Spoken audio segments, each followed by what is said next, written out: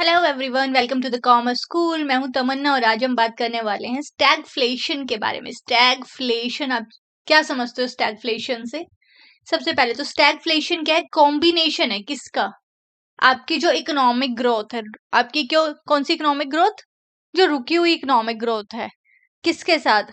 Inflation के साथ। एक तो महंगा इकोनॉमिक ग्रोथ रुक गई है, इन्फ्लेशन हो गई है और ज्यादा से ज्यादा बेरोजगारी है इकोनॉमी के अंदर। देश के अंदर सबसे ज्यादा बेरोजगारी है, तो उसको उस सिचुएशन को हम क्या कह रहे हैं? स्टैगफ्लेशन है। क्लियर है? ये अलग अलग दो वर्ड से मिलकर बना हुआ है, Stag plus inflation. Stag plus inflation मतलब स्टक इकोनॉमी। एक तो आपकी इकोनॉमी फंस चुकी है, दूसरा आपके प्राइजेस बढ़ते जा रहे हैं इकोनॉमी के अंदर। देश के अंदर अर्थव्यवस्था फंसी हुई है, साथ में प्राइजेस बढ़ते जा रहे हैं चीजों के। तो वो सिचुएशन क्या है? स्टैगफ्लेशन है। स्टैगफ्लेशन मतलब हाई इन्फ्लेशन, हाई अनएम्प्लॉयमेंट पर स्लो ग्रोथ है इकोनॉमी की, जीडीपी कम है आपकी। क्लियर है? तो फीचर्स क्या रहेंगे इसके? फीचर्स है कि स्लो और नो इकोनॉमिक ग्रोथ, या तो बहुत मंदी है या है ही नहीं ग्रोथ इकोनॉमी की।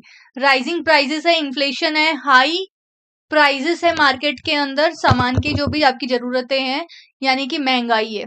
साथ में बेरोजगारी, अनएम्प्लॉयमेंट सबसे ज्यादा है, डिक्लाइन हो रहा है परचेजिंग पावर जो आपकी रुपए की, वो गिरती जा रही है, परचेजिंग पावर गिरती जा रही है।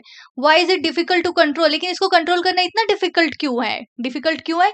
क्योंकि इन्फ्लेशन जो है, महंगाई है, उसको कम करने के लिए क्या करना पड़ेगा? ब्याज दर, इंटरेस्ट रेट बढ़ानी पड़ेगी। अगर इंटरेस्ट रेट बढ़ा दी तो क्या होगा? इकोनॉमी की ग्रोथ और मुश्किल हो जाएगी। और इकोनॉमी की ग्रोथ मुश्किल होगी तो हम क्या करेंगे? ग्रोथ को बढ़ाने के लिए क्या करेंगे? हम क्या चाहेंगे कि ज्यादा से ज्यादा इन्वेस्टमेंट हो इकोनॉमिक के अंदर, स्पेंडिंग ज्यादा हो, सेविंग्स कम हो। उससे क्या होगा? महंगाई फिर बढ़ जाएगी। एक तरीके का सर्कल बन जाता है कि महंगाई कम करने के लिए आप इंटरेस्ट रेट कम क्या करोगे? बढ़ा दोगे, ताकि लोग कम से कम लोन उठाए। कम से कम लोन उठाएंगे तो कम से कम खर्च करेंगे, कम से कम खर्च करेंगे तो डिमांड अपने आप कम हो जाएगी। डिमांड कम होने से क्या होगा? चीजों के प्राइजेस गिर जाएंगे, है ना? डिमांड और प्राइस के बीच में डिमांड कम हो रही है, कोई खरीद ही नहीं रहा है, तो प्राइजेस गिर जाएंगे।